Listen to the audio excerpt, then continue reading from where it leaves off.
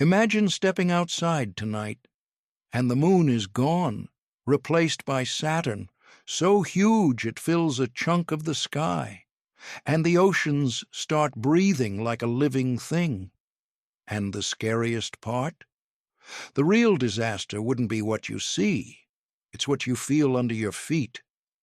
Tonight we're doing a what-if that sounds like sci-fi, but the physics is brutally real. What if Saturn replaced our moon, same position in the sky, same distance from Earth? We'll break down what you'd see, what would happen to tides and earthquakes, how fast the month would change, and the moment you'd realize Earth isn't the planet in control anymore. And by the end, there's one question we have to answer. Could we survive the first week? The night, the sky breaks. Picture a normal evening. Streetlights flick on. The horizon turns purple. You glance up, expecting that familiar pale coin. But instead, the sky has a wall. Saturn, at the moon's distance, would look insanely close. Not like a planet, like a world parked above your head. The creamy bands on its atmosphere wouldn't be tiny details through a telescope anymore. They'd be obvious to the naked eye. And the rings would stretch across the sky like a cosmic scar, so wide you'd have to turn your head to take them in. A bright, tilted blade of light cutting through the darkness. At first, people would scream. Then they'd record. Then they'd go quiet, because your brain would struggle to accept what your eyes are seeing. And the biggest illusion would be this. It would look peaceful, but Earth would already be in trouble. Saturn isn't a bigger moon. It's a gravitational boss fight. Our moon is massive compared to most moons in the solar system, but Saturn is a planet, about thousands of times more massive than the moon. And gravity doesn't care about your feelings. There's a simple rule that decides how hard something pulls on Earth's oceans. Tides scale with mass and explode with distance cubed. So if Saturn is placed at the moon's distance, distance stays the same, meaning the only thing that changes is mass. That's when the number hits you like a punch. Saturn would raise tides that are thousands of times stronger than the moon does. Not bigger waves, not slightly stronger currents. We're talking about oceans trying to reorganize themselves around a new master. The first 24 hours, the ocean starts to move wrong. Right now, tides are a gentle rhythm. Beaches reveal and hide, harbors rise and fall. You can plan your day around it. With Saturn overhead, the ocean would stop acting like water in a bowl and start acting like water in a spinning machine. Instead of tides measured in feet or a couple meters, you'd get tide bulges that want to be measured in kilometers. A planet-scale swelling where the ocean is pulled toward Saturn. But here's the nightmare detail. Earth rotates. So that bulge wouldn't just sit there. It would try to sweep around the planet, dragging unimaginable volumes of water across coastlines, through seas, around continents. Coastal cities? Gone, not because the sea rises, but because the sea starts surging. Imagine the ocean arriving like a slow-motion tsunami that lasts for hours, then retreating, then coming back stronger. The phrase storm surge wouldn't be enough. This would be tidal violence. The hidden disaster. Earth itself gets stretched. Most people think tides are just an ocean thing. They're not. The moon also flexes Earth's crust. It's subtle, millimeters to centimeters, but it's real. The planet actually deforms. Now scale that up by thousands. With Saturn in the moon's spot, Earth would become a stress ball in a giant hand. The ground beneath you would be pulled, compressed, and pulled again on a rapid schedule.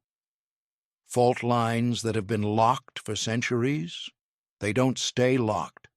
Subduction zones, they don't politely wait their turn. You'd get earthquakes not as isolated events, but as a chain reaction. Volcanoes, too. Pressure changes inside magma chambers can be triggered by stress shifts. If you suddenly start kneading the planet like dough, you don't just get one eruption. You get many, some in places that haven't erupted in recorded history. In the first few days, the news wouldn't be a disaster. It would be a rolling global crisis, flooding coastlines, collapsing infrastructure, and seismic events hitting again and again. The sky runs on a new clock. A month. Every 2 to 3 days. Here's something most people miss. Saturn wouldn't just be big and scary, it would move differently. Our moon takes about 27 days to orbit Earth relative to the stars. That's why lunar phases feel slow and familiar. But Saturn is so massive that the Earth-Saturn system would behave like a different kind of partnership. The orbital period would shrink dramatically, down to about a few days for a full cycle.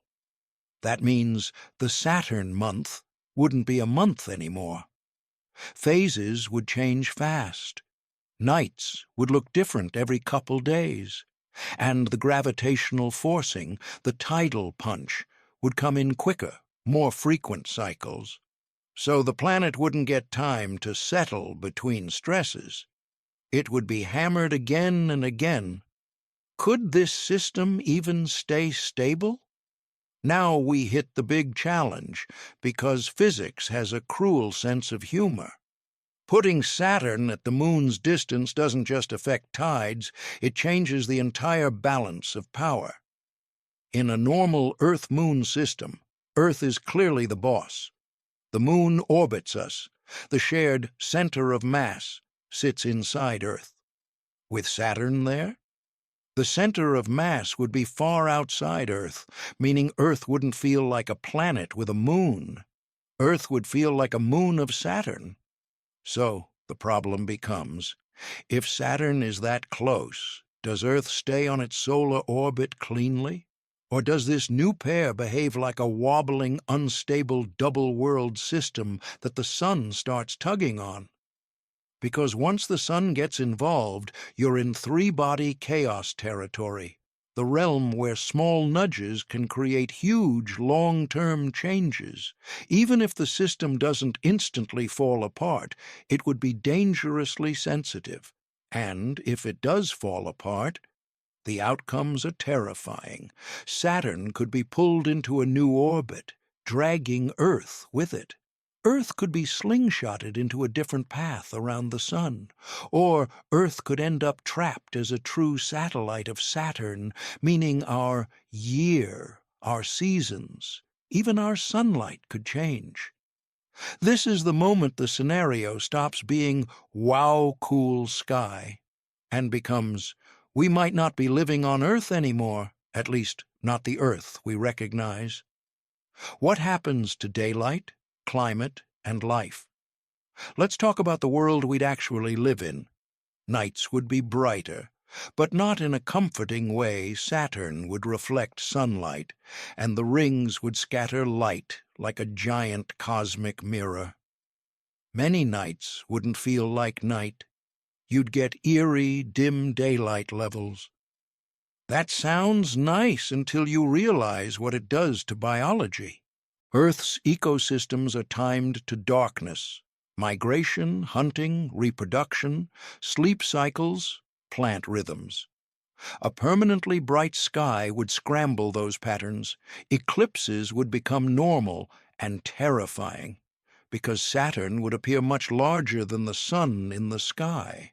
When alignment hits, the Sun wouldn't be covered like a neat coin swap eclipse. It would be swallowed. Daytime could drop into darkness under a shadow that feels too large, too heavy, like someone turned the planet's dimmer switch down.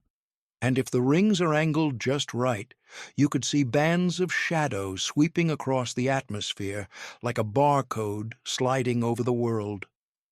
Weather would get weird. Fast megatides don't just move water, they move heat. Oceans store and transport thermal energy. If you force them into violent, fast cycles, you change currents. You churn the sea. You push warm water into places it shouldn't be, and pull cold water up from the deep. That means storms feed differently. Jet streams shift, rain patterns move. So the planet would be hit by a 1-2 punch. Geological chaos, from crust flexing climate chaos, from oceans being forced into unnatural motion. Even if humans survived the direct flooding and earthquakes, food systems would crash. Fisheries collapse, coastal agriculture drowned by salt water, transportation broken by repeated disasters. Civilization doesn't need a meteor to collapse. It just needs the planet's rhythm to stop being predictable. The day the ocean stands up. Now imagine this. It's day. The sky is blue. People, what's left of them, are exhausted. Emergency broadcasts have become background noise. You've stopped asking, will it end? And started asking, how long can we last? And then you notice the light looks wrong. Not like clouds, not like a storm, like someone is slowly placing a lid over the sun. Saturn is aligning. The temperature dips. Birds go silent. Shadows sharpen. And then the sun is gone, replaced by a massive striped planet in full daylight, hanging in the sky like a god. For a moment, the world stares. And then, over the horizon, something rises that isn't land. It's the ocean. A tide bulge on a planetary scale doesn't arrive like a wave. It arrives like the sea itself, deciding it belongs somewhere else. Water piles up, higher and higher, not because wind pushes it, because gravity demands it. Coastal areas would have minutes to hours, depending on the geometry, but nowhere near enough. You'd watch the shoreline disappear. You'd watch entire cities become shallow seabeds. You'd watch rivers reverse. And as the water moves, Earth shudders, because shifting that much mass redistributes pressure on the crust. Earthquakes trigger, aftershocks multiply, volcanoes vent. This is the key moment. Saturn doesn't just change the sky. Saturn reprograms the planet, and you finally understand the open loop we set up at the beginning. The real disaster wasn't visual, it was mechanical. Earth's quiet assumptions, stable tides, stable coasts, stable ground, were built for a small moon. They do not survive a giant planet overhead. So what if Saturn replaced our moon? You'd get the most unbelievable night sky in human history. A planet so huge it dominates the heavens, rings stretched across the darkness, and eclipses that turn day into a surreal twilight.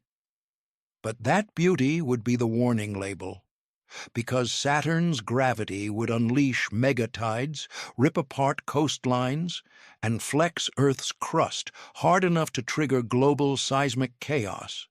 Oceans would surge like slow, repeating tsunamis. Weather would destabilize as currents are forced into unnatural cycles. Ecosystems would break as day-night rhythms collapse. And even if the Earth-Saturn arrangement held together, Earth would no longer feel like the central world in its own story. It would feel like we became the moon. Click the next video on screen, because if Saturn was this bad, wait until you see what happens when Jupiter gets too close.